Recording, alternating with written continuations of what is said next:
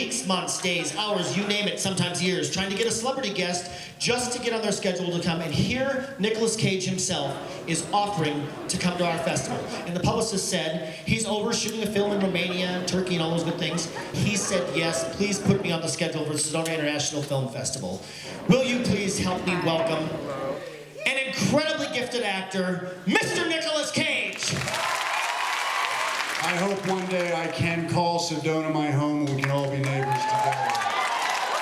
The energy in this room is very positive and wonderful, and I feel it. The movie's quite dark. It's about taboo subject matter. It's about a family of outlaws. It's actually based on a true story. So without further ado, please enjoy Sonny, and thank you all for coming tonight. And the director of Sonny, Mr. Nicolas Cage. Hello. Hello there. Hi. Thank you for coming to Sedona, Mr. Cage. Thank you. How do you find the line between directing your actors and letting your actors create their own characters and how their characters develop? Well, the first thing is that you have to let the actors have total freedom. The worst thing you can do as a director is to fix something that isn't broken. And when you go in and start giving them direction, it completely shuts them down. It shuts down their instrument.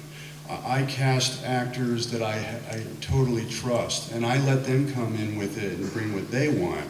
I'm always thinking about their through line, and I'll tell them if they ask, but I usually keep it to myself.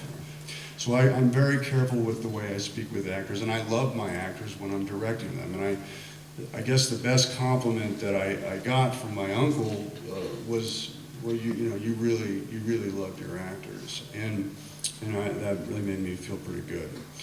As a director, I didn't have the pressure of the camera on me anymore, which is an enormous pressure for anyone who wants to become a film actor. The first memory I have of wanting to be an actor is pretty abstract. I was a child. I might have been 4 or 5 or 6, I don't recall, but I would sit on the living room rug and watch the television and try to find out how I could get inside the TV. And then I remember walking to school and actually visualizing crane shots. I didn't know what a crane shot was, but I could see myself getting smaller, and the bird's eye view from the camera craning up as I'm getting smaller and smaller walking to school. I had for a child, a pretty glorified idea of myself that I could be in a movie. I don't know why, but there I was. It was like a dream. I needed to reinvent myself. I needed to find my surrealist self, which is probably my true self, which is Nicolas Cage. In the last 10 years, I don't really think about it anymore. It just is. I don't have any method. I could probably say what I'm about to say here more than anywhere else in the country. I call my new style of acting nouveau shamanic.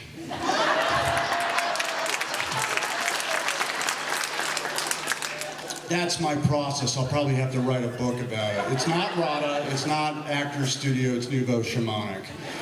Getting to the truth somehow, to me, whatever that may be, is a spiritual process. And I don't think it's any different than painting or music or any other art form. But when it's working, you go into another dimension and you bring it back and then you share it with people. Thank you all. Nick, before you go, in recognition of your outstanding film career of bringing truly memorable characters to life on screen, in honor of your achievements in the arts and your commitment to the art of independent filmmaking, thank you for bringing your passion to life on the screen for us and for all the world. You are an inspiration. Nicolas Cage.